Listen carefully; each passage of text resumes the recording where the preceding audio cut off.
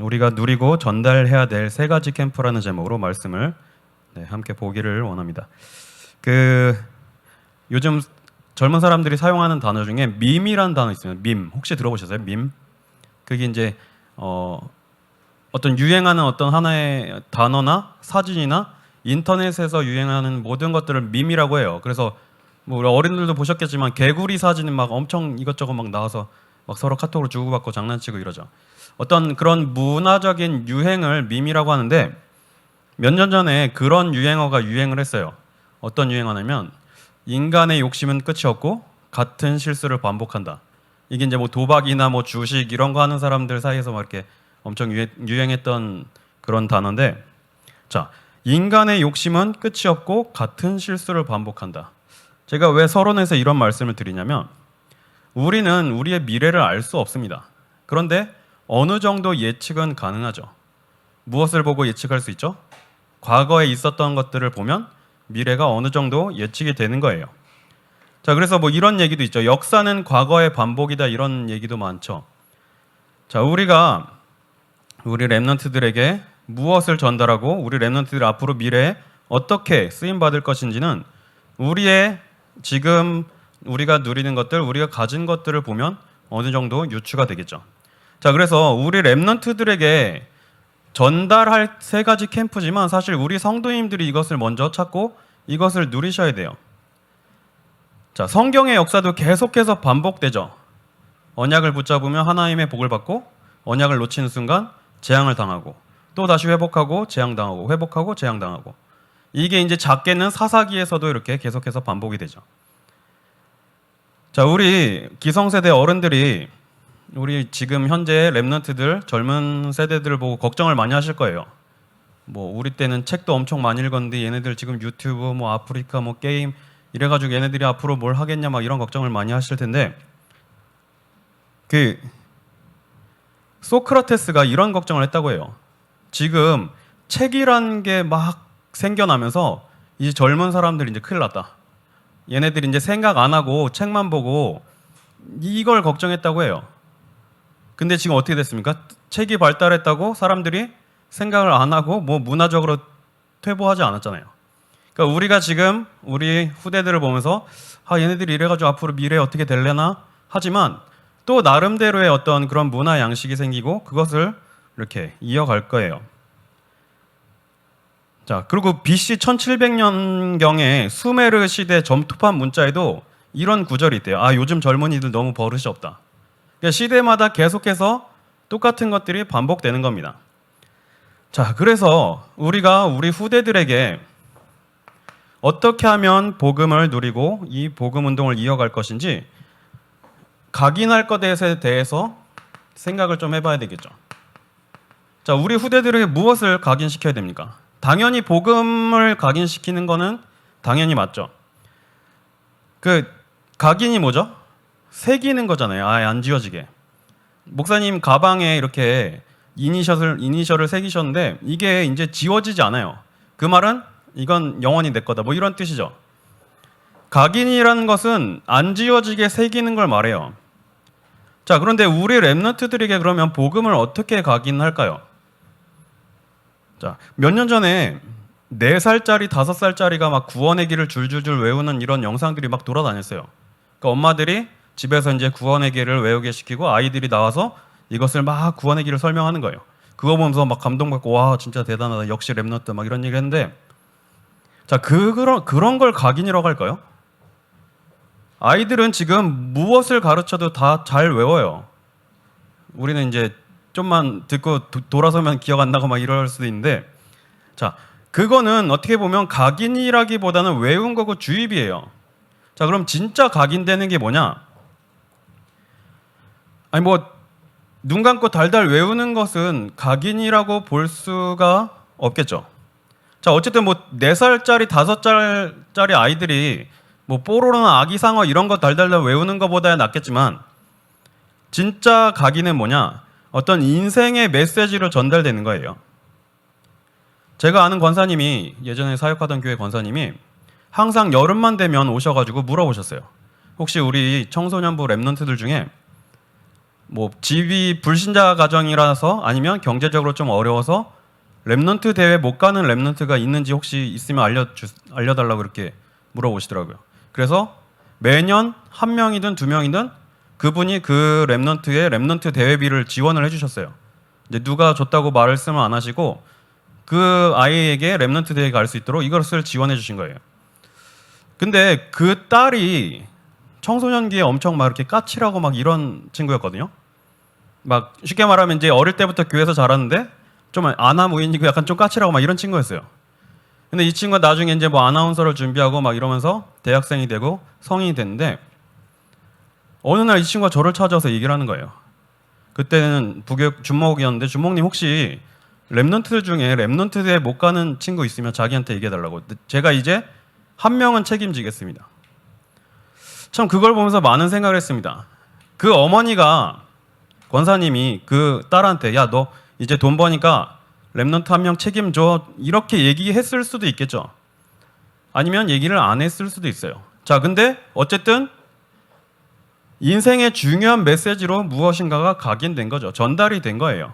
자 복음 각인이라는 것은 이런 걸 말합니다. 자 아브라함이 이삭에게 복음을 설명했겠죠. 그런데 이삭이 어떤 체험을 했죠? 번제단에 올라가서 죽을 뻔한 경험을 합니다. 그 당시는 양이 엄청 흔했던 시대예요. 그러면 이삭이 양을 볼 때마다 어땠을까요? 움찔움찔했겠죠.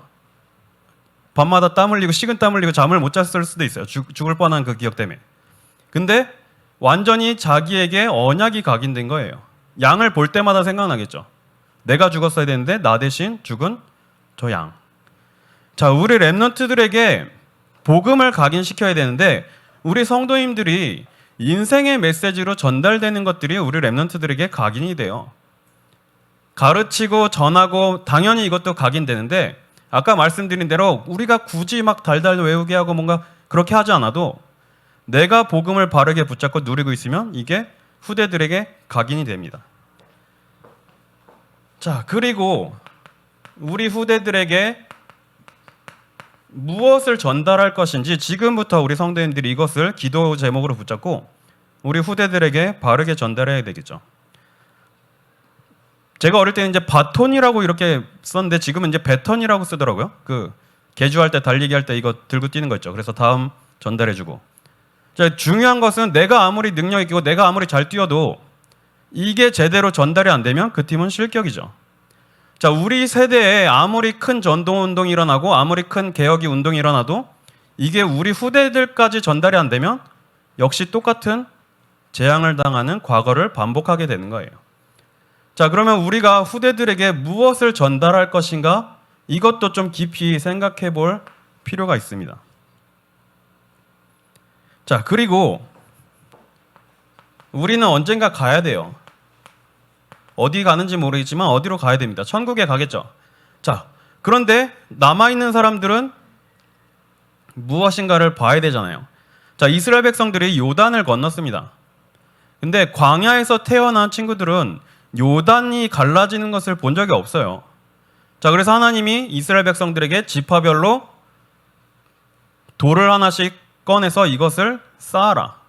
이것을 왜 쌓냐? 후대들이 보고 하나님이 역사하신 것을 알도록 쌓게 하신 거예요. 자, 우리가 여기 계신 분들이 전부 다 천국에 가는 날이 오고 우리 후대들이 주역이 되는 시대가 오겠죠. 그러면 우리 후대들이 보고 아, 우리 아버지는 우리 어머니는 정말 전도운동 하셨던 분이구나. 무엇을 남길 것인지 지금부터 우리가 고민하고 기도하고 이런 것들을 찾아내야 되겠죠. 자, 그래서 이제 우리가 지금 올해 방향대로 미래 캠프, 기도 캠프, 달란트 캠프를 지금 이렇게 찾고 같이 인도받고 있는데 아까 말씀드린 대로 꼭 이게 랩런트들만 위한 것은 아니에요. 우리 성도님들도 같이 이것을 찾고 이것에 대한 응답을 받으셔야겠죠. 자, 미래 캠프라는 말이 무슨 말일까 이렇게 생각해 봤어요. 자, 아까 말씀드린 대로 우리는 우리의 미래를 알 수 없습니다. 하나님만 아시죠. 자, 그런데 우리의 과거를 돌아봤을 때, 역사를 돌아봤을 때 어느 정도 미래가 유추되긴 해요. 자, 우리가 지금까지 흘러온 역사의 흐름을 보면 어느 정도 미래가 보이는 거죠.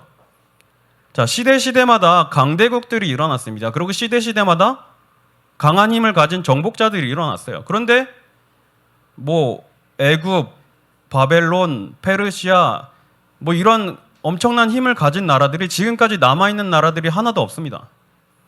뭐 아까 그 우리 인물에 대한 세계를 빛낸 인물 뭐 이렇게 50명 이런 책을 봤는데 뭐 칭기스칸이니 뭐 나폴레옹이니 알렉산더니 이런 엄청난 인물들이 일어났는데 결국 그 사람들도 전부 사라지고 엄청 많은 것을 하고 정복하려고 했지만 다 끝나버렸어요. 그런데 복음이 들어갔던 나라들은 하나님께서 복을 주시고 성장한 것을 우리가 역사를 통해서 확인할 수가 있죠. 자, 멀리 갈 것도 없습니다. 우리나라만 봐도 아시잖아요. 뭐 저는 전쟁을 겪은 세대가 아니니까 그게 어떤 상황이었는지 모르겠지만 한국 전쟁 이후 우리 대한민국 완전 폐허와 쑥대밭이 됐죠. 근데 지금 전 세계적으로 영향력을 주는 엄청난 나라가 됐어요. 자, 근데 생각해 봤을 때 한국 사람들이 부지런하니까 아니면 한국 사람들이 똑똑하니까 근데 그렇다고 해서 우리나라가 이렇게까지 엄청 대단한 나라가 될 수 있을까? 이런 생각을 좀 해봤는데요. 우리나라에 복음이 들어왔기 때문에 하나님이 우리나라에 복을 주셨다고 저는 그렇게 보여지더라고요. 그래서 이 작은 나라, 이 작은 인구 속에서 지금 아직까지도 전 세계에 선교사를 두 번째로 많이 보내는 나라고요. 뭐 좋은 건 아니겠지만 전 세계에서 가장 큰 교회도 여기 가까이 있죠. 역사를 보면 복음을 잃어버린 나라들, 복음이 없던 나라들이 멸망한 것과 복음을 누린 나라들이 어떻게 복을 받았는지 이것을 우리가 볼 수 있죠. 그러면 우리의 미래를 어떻게 보죠? 우리가 무엇을 붙잡고 무엇을 누려야 되는가 이것을 알 수가 있는 겁니다. 자, 그리고 이 복음이 교회사를 통해서 또 흘러왔어요. 하나님은 복음 가진 전도자들, 복음 가진 종교 개혁자들을 통해서 이 복음의 흐름을 이어오셨어요. 우리나라에 선교사님들이 들어와서 이 쪽복음 복음서 하나 던졌는데 이게 우리나라를 지금 이렇게 바꿨어요. 하나님이 시대마다 사용하시고 움직이셨던 사람들 있죠. 이걸 보고 지금 우리의 미래를 찾는 겁니다. 우리가 지금 어떤 운동을 하고 있죠? 복음으로 돌아가자, 성경으로 돌아가자. 지금 우리는 이 시대에 종교 개혁을 하고 있는 거예요. 그러면 우리의 미래가 어느 정도 이것을 통해서 보이는 거죠. 자, 그리고 더 중요한 것은 이렇게 역사가 흘러가는데 하나님이 그 속에서 이어가시는 언약의 흐름이 있어요. 창세기 3장 15절에서 시작된 이 복음이 시대마다 렘넌트들을 통해서 이 언약 붙잡은 자들을 통해서 이어졌고 이것이 지금 우리에게까지 전달이 된 겁니다. 자, 그러면 미래 캠프는 뭐냐? 자, 미래 캠프는 말씀을 통해서 말 그대로 우리의 미래를 보는 거예요. 역사와 교회사와 언약의 흐름, 성경의 역사 속에서 어떤 사람이 쓰임받고 어떤 사람이 재앙을 당했는지 이것을 보고 우리의 미래를 찾는 겁니다.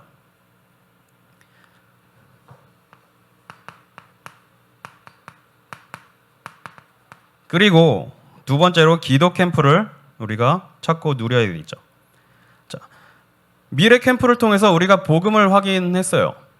시대마다 복음 붙잡은 사람들의 역사를 통해서 하나님이 이끌어 가시는 걸 봤습니다. 자, 이 복음이 우리에게까지 전달이 됐어요. 그러면 이제 이 복음을 내가 지금 나의 현재 시간표에서 사실적으로 누리는 게 기도 캠프입니다. 하나님이 지금 나와 함께 하시죠. 자, 뭐 기도 안 해도 함께 하시는 건 사실이에요. 그런데 정말 하나님이 지금 나와 함께 하시고 나를 이끌어 가신다는 것을 체험하고 누릴 수 있는 게 바로 기도죠. 자, 그래서 우리가 기도를 바르게 깨닫고 바른 기도를 붙잡아야 돼요. 우리 후대들에게 바른 기도를 전달해 줘야 됩니다. 종교에서 말하는 이런 기도가 아니고 정말 하나님이 원하시는 기도가 무엇인지 이것을 전달해야 되겠죠. 예전에 한번 말씀드린 것 같은데, 자, 우리가 기도 응답이라고 하면 응답이라는 단어를 쓰잖아요. 응답. 어떤 랩런트가 멋진 노트북을 들고 왔어요. 오, 야, 못 보던 거나 어디서 났어? 그랬더니 아, 저 기도했는데 응답 받았어요. 자, 우리는 보통 응답을 이렇게 생각해요. 내가 달라고 요구하면 받는 거. 자, 근데 응답이라는 단어를 그냥 글자 자체만 뜯어서 보면 응하다 할 때 응자고 대답하다 할 때 답자예요. 자, 그러면 내가 기도하면 하나님이 응답하셨다. 내 기도에 응하셔서 답을 주셨다라는 단어예요. 응답은 내가 원하는 걸 달라고 했더니 주셨다는 성취나 소원 성취나 다른 부분이죠. 응답이라고 쓸 수가 없어요. 단어 자체만 본다면. 그런데 우리는 어떻게 기도하죠?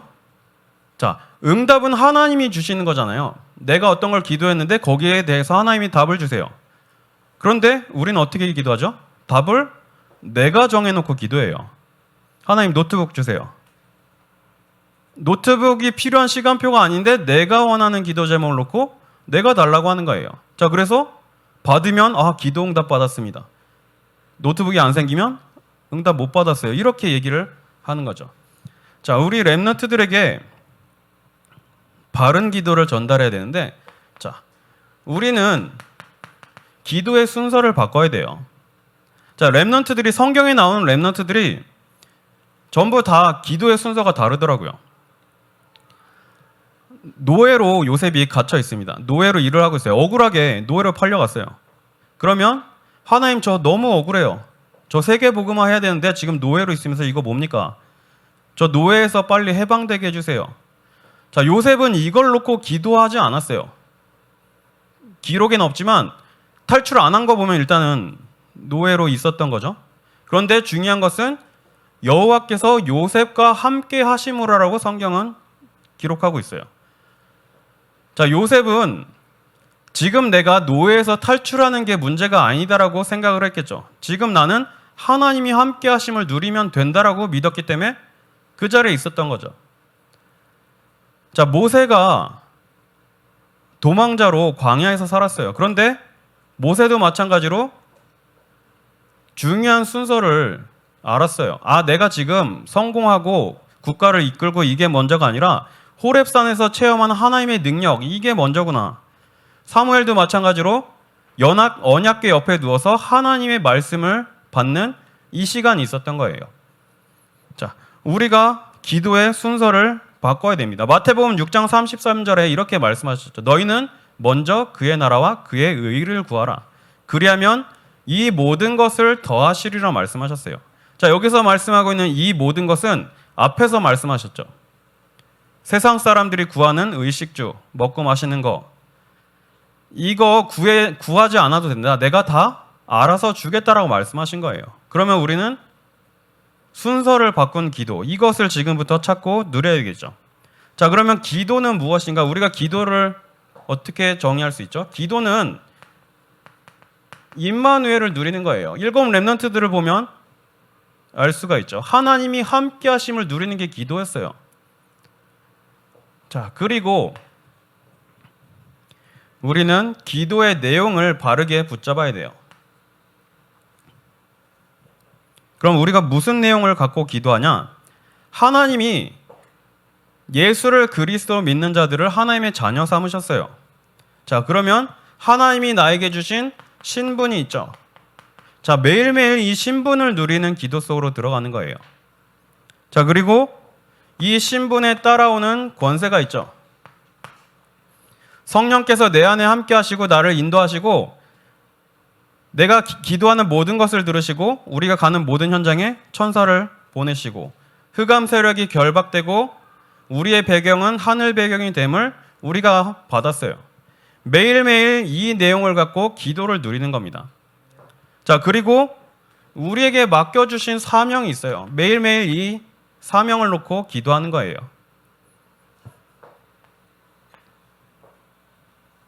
자, 이렇게 기도하면 자, 하나님의 계획이 보이죠. 우리는 기도하는 이유가 하나님의 계획을 보기 위해서잖아요.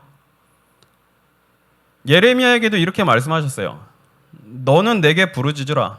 내가 너에게 응답하겠고 네가 알지 못하는 크고 은밀한 일을 너에게 보이리라 말씀하셨어요. 자, 너는 내게 부르짖으라. 그러면 네가 지금 당한 억울한 일을 풀어주고 네가 지금 갇혀있는 그 상황 속에서 빠져나오게 해줄게라고 말씀하지 않으셨어요. 네가 알지 못하는 크고 은밀한 일을 너에게 보이리라 말씀하신 거예요.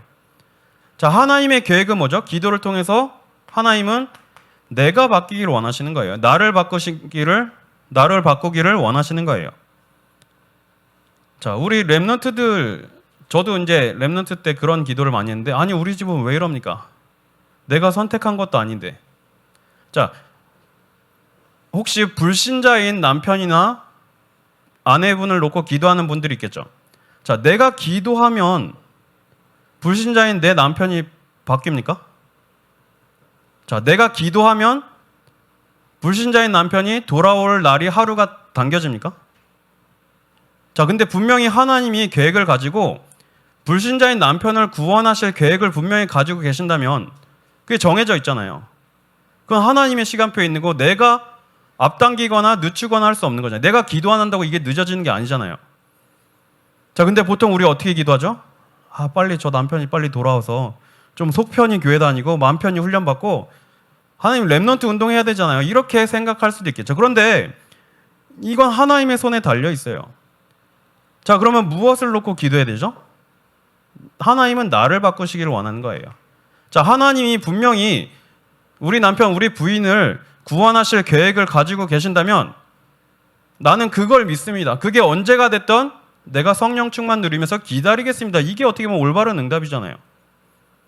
하나님 왜 안 바뀝니까? 왜 안 돌아와요? 언제 돌아오게 하실 겁니까? 이거는 어떻게 보면 바른 응답이 아니겠죠. 자, 이거 무엇을 보고 알 수 있죠? 다니엘의 세 친구 보면 알 수 있잖아요. 불 속에 들어갈지라도 우리를 하나님이 건져 주실 겁니다. 그리 아니하실지라도 우리는 왕과 왕의 신상에 절할 수 없습니다. 그리 아니하실지라도가 우리에게 필요한 거예요. 그 앞에 건져 주실 겁니다만 붙잡고 기도하는 게 아니라 그리 아니하실지라도 나는 하나님을 신뢰하고 하나님의 계획을 찾길 원합니다. 이 속으로 들어가는 게 기도예요. 심지어 예수님께서도 이렇게 기도하셨잖아요. 이 잔을 내게서 옮겨 주옵소서. 그러나 나의 원대로 마옵시고 아버지의 뜻대로 되기를 원하나이다. 내가 바뀌는 게 진짜 기도의 응답입니다. 남편이 바뀌고 아내가 바뀌고 자녀들이 바뀌고 내 환경이 바뀌는 게 아니에요. 그렇죠? 내가 예수 믿는다고 잘 되고 바뀌면 그거는 종교 생활이나 마찬가지가 되는 거죠. 자, 그래서 나를 바꾸기 위해서 금식 기도도 하고 철야 기도도 하는 거예요. 류 목사님께서 이런 얘기 가끔 하셨죠. 어떤 목사님이 금식 기도원에 금식 기도라고 한다고 올라가시는데 물어보셨다고 하죠. 왜 무슨 기도 제목을 가지고 금식 기도하러 가냐. 그랬더니 그분이 그렇게 얘기를 했다고 하죠. 장로 머리 깨러 기도하러 간다고. 그러니까 기싸움하고 이제 그거를 꺾으려고 간다고 이런 뜻이죠. 근데 오히려 이제 그분이 막 뇌세포도 다 깨지고 정상적으로 생활을 할 수 없게 되었다는 이런 말씀하셨는데 하나님의 계획은 나에게 있는 거예요. 내가 기도한다고 내 주변이 바뀌고 내가 기도한다고 내 환경이 바뀌는 게 아니죠. 자, 우리 랩런트들에게 이러한 바른 기도를 전달해야 돼요. 자, 그러면 전달하려면 내가 먼저 이것을 바르게 누려야 되겠죠. 집에서 매일 돈 없다고 돈 달라고 기도하고 가족 행복하게 해달라고 기도하고 이런 기도를 보고 자란 자녀들은 똑같이 이런 기도를 할 수밖에 없는 거죠. 자, 우리 성도님들은 하나님이 원하시는 기도, 바른 기도의 응답을 받는 귀한 성도님들 되시기를 바랍니다. 자, 그리고 마지막 세 번째로 달란트 캠프라는 것을 우리가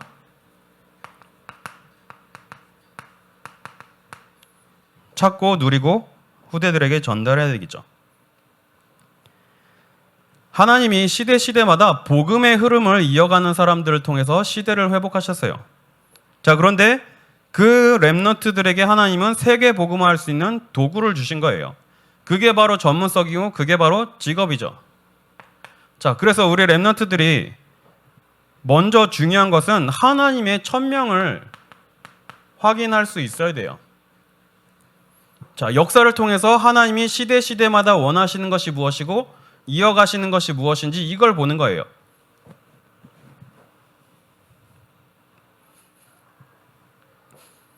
그리고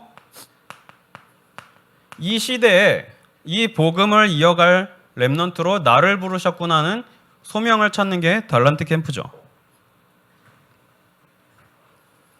자, 이것을 붙잡게 되면 하나님이 나에게 주신 것이 보여요. 이 시대에 나를 통해서 하실 일이 보이는 겁니다. 애굽은 요셉과 모세만이 살릴 수 있어요. 애굽을 본 요셉과 모세만이 살릴 수 있는 겁니다. 하나님이 나에게 어떤 일을 겪게 하셨다면 그 사람들을 살릴 중요한 메시지로 주시는 거예요. 자, 그래서 우리 렘넌트들이 단순히 뭐 좋은 직업을 찾고 어떤 좋은 것을 갖고자 돕는 게 아니라 하나님이 원하시는 것을 찾을 수 있도록 이걸 돕고 인도받는 겁니다. 자, 이 세 가지 캠프는 렘넌트만 하는 게 아니에요. 저도 해야 되고 우리 성도님들도 같이 해야 되겠죠. 자, 그런데 결국 원로는 과거, 현재, 미래를 복음 안에서 발견하는 거예요. 자, 오늘 우리가 로마서 16장 25절, 27절 말씀을 봤죠. 자, 이 복음은 영세전부터 감추어졌다가 지금 나타내신 바 되었고 앞으로도 세세 영원토록 있을 것이라고 말씀하시는 거죠. 그래서 우리 인생의 과거, 현재, 미래를 복음 안에서 찾고 누리는 것이 이 세 가지 캠프예요. 그런데 기왕이면 렘넌트 시기에 찾는 게 좋겠죠. 자, 그래서 우리 렘넌트들 데리고 여러 가지 지금 이제 진행을 하고 있는데 우리 렘넌트들 데리고 여러 군데 좀 이렇게 탐방도 다니고 이럴 계획을 세우고 있어요. 그래서 우리나라에 복음이 어떻게 들어왔고 우리에게까지 이 복음이 어떻게 전달됐는지 선교사님들이 어떻게 사역을 하셨는지 이런 부분도 좀 양화진 같은 데 가서 견학도 하고 우리가 기도라는 것을 하고 있는데 지금 타 종교, 다른 종교인들은 어떻게 기도하고 있는지 이런 것도 가서 보는 겁니다. SGI에서 어떻게 기도하는지 제가 예전에 사역하던 데서 한마음 선언인가요? 거기 이제 제가 전화를 했어요. 한번 견학 가고 싶다. 저는 어느 교회 준목입니다. 아니 무슨 왜 오시려고 해요? 이렇게 물어보더라고요. 아니 그냥 진짜 순수한 마음으로 어떻게 기도하시고 어떻게 이것을 하시는지 정말 순수한 마음에 궁금해서 보고 싶어서 간다고 이렇게 얘기했어요. 그랬더니 처음에 좀 얼떨떨 해야 하더니 괜찮습니다. 한번 시간 잡고 오세요 해서 갔어요. 그래서 이제 그분들이 이제 뭐 차도 주시고 그래서 연잎차 뭐 이런 것도 마시고 과자도 먹고 근데 봤는데 정말 아무것도 없어요. 그냥 강당 같은데 그러고 앞에 뭐 이렇게 문처럼 여는 게 있는데 거기에 이제 뭐 이렇게 기도 제목 같은 게 이렇게 써 있나 봐요. 그래서 그걸 열고 그걸 보고 뭐 집중하고 이런 것을 하더라고요. 자, SGI가 예전에 남묘호렌 개교라고 했잖아요. 지금은 이제 SGI 창가 학회라고 하는데 그 사람들도 어떤 주문을 가지고 계속해서 기도에 집중하죠. 그리고 절에 가면 108배를 해요. 우리 렘넌트들하고 108배도 한번 도전해볼까 이런 생각도 하는데 정말 바른 기도가 무엇인지 이것을 우리가 보고 우리가 확인을 해야 되겠죠. 그리고 이태원 가면 가장 높은 지대에 이슬람 사원이 있어요. 이슬람 서울중앙성원인데 그게 1970년대에 지어졌어요. 그러니까 우리나라가 그쪽 중동 지역하고 수교를 맺으면서 조건으로 그쪽에서 내건 거예요. 우리랑 수교 맺을 테니까 그 땅에 이슬람 사원을 짓게 해달라. 그래서 그때 이걸 내줬고 지금도 이것은 그 사람들이 차지하고 있죠. 이런 것들을 함께 같이 보고 체험을 하려고 해요. 그리고 달란트 캠프. 우리 렘넌트들이 지금 미래에 대한 고민을 하고 있어요. 학업 고민, 미래에 대한 고민을 하고 있죠. 지금 근데 시대가 엄청 빠르게 바뀌고 있어요. 어제 오신 분들은 정말 중요한 내용들을 함께 확인을 했는데 우리가 생각했던 것, 우리가 상상했던 것과 다른 시대가 펼쳐지고 있어요. 자, 그러면 우리 랩런트들이 앞으로 미래를 찾고 미래를 대비해야 되는데 이런 것들을 같이 찾고 확인하고 보려고 계획을 하고 있어요.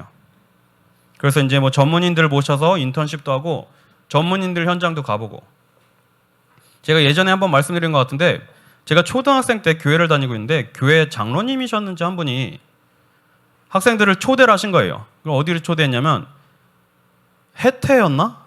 과자 만드는 공장에서 일을 하시는데 거기에 이제 초대를 하셨어요.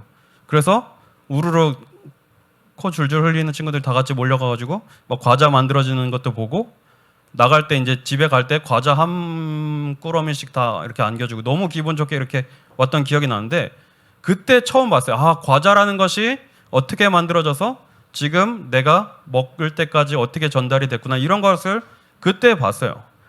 어릴 때 이렇게 한번 본 것이 엄청난 영향력을 주거든요.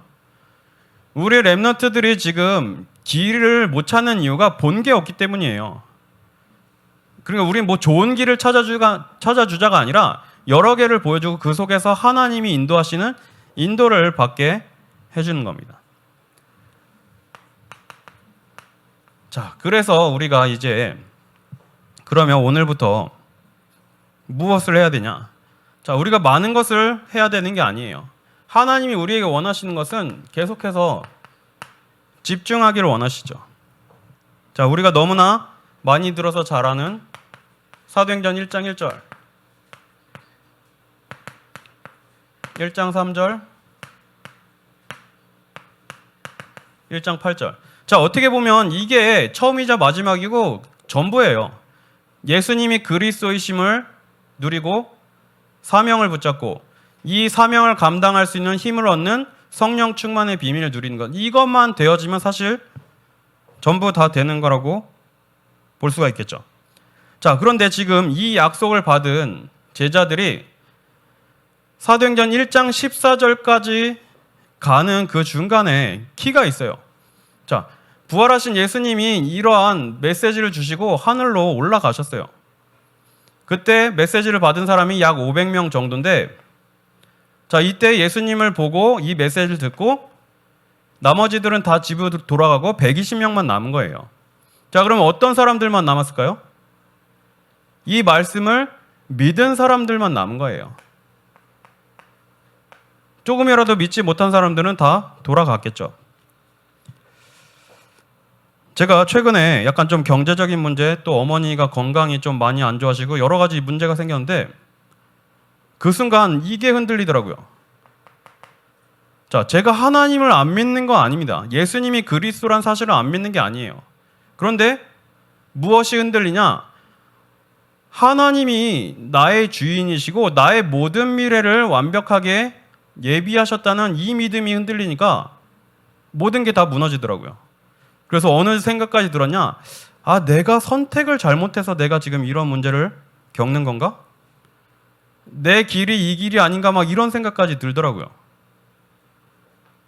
그러면서 여러 가지 생각이 들어서 무엇이 무너지냐? 자존감이 무너지는 거예요. 하나님이 나를 목회자로 부르셨다면 내가 이거 하나 붙잡고 가는데 내 미래에 대한 불안이 생겨서 이게 흔들린다면 목회자로서의 자존심이 흔들리는 거잖아요. 제가 이제 22살 때 신학교를 가기로 결단을 하고 신학교를 입학한 후로부터 부모님으로부터 지원을 받은 게 없어요. 근데 그때 결단했던 게 뭐냐?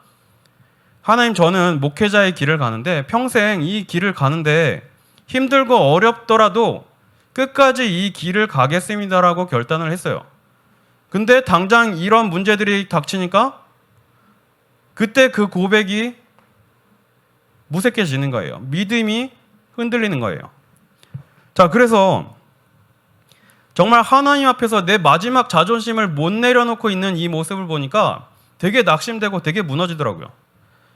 그래서 제가 이제 신학교 입학할 때부터 좀 친하게 지내는 목사님을 좀 만났어요. 그래서 지금 좀 이런 상태인데 어떻게 하면 좋겠냐, 이런 얘기를 좀 했는데, 자, 이분이 이런 얘기를 하시더라고요. 내가 너를 오래 봐서 아는데 너는 약간 또라이다 이렇게 얘기하세요 목사님이. 그래서 이게 뭔 말? 아니 나쁜 말은 아니고 복음에 집중하면 정말 좋은 기질을 가지고 있는데 이게 복음에 집중이 안 되면 또 너무나 안 좋은 기질일 수 있다. 쉽게 말하면 뭐 좋아하는 거 꽂히는 게 하나 생기면 그냥 미친 듯이 파고 들어가는 거예요. 그 끝을 봐야 되는 거예요.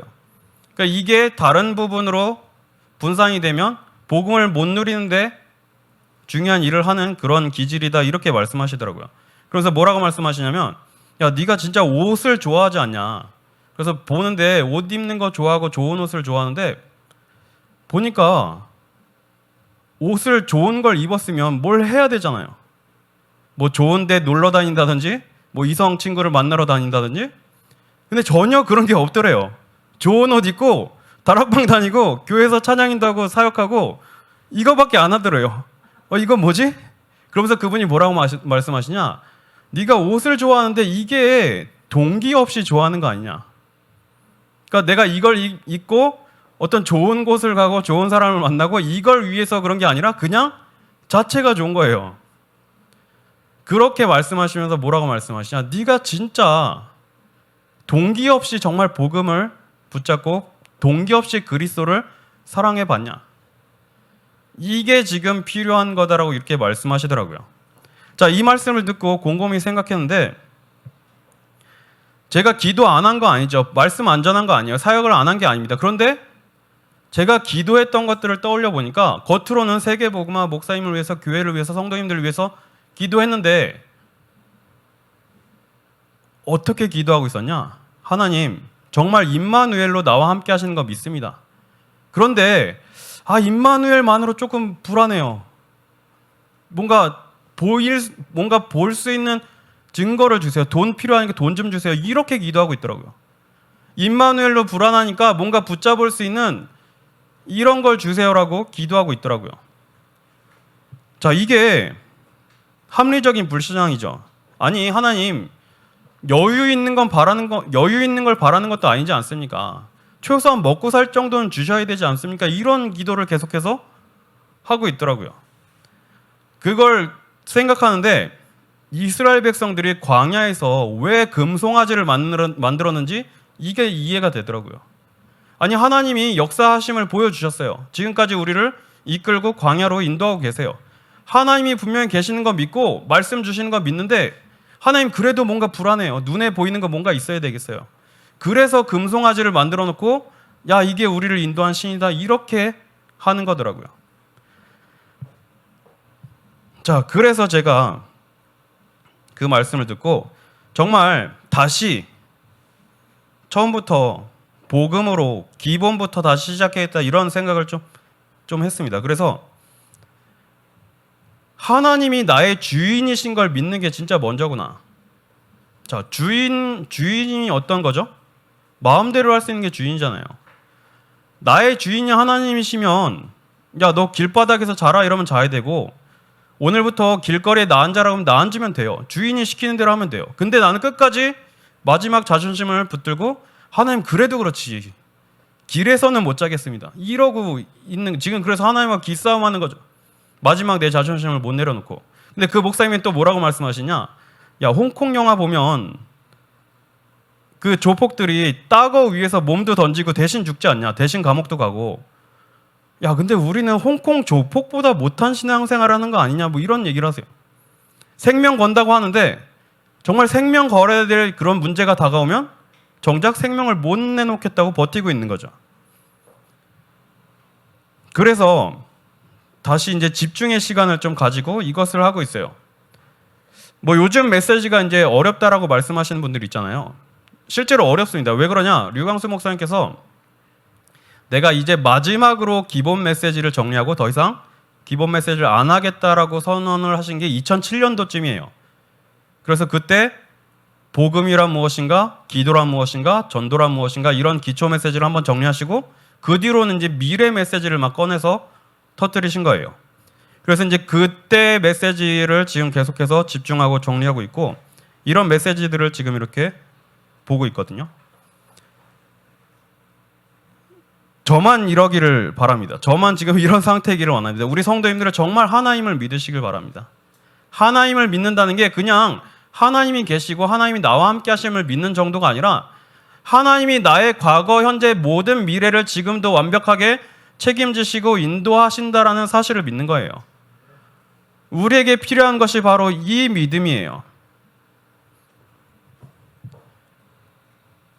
자, 마지막 한 가지만 말씀드리고 마칠게요.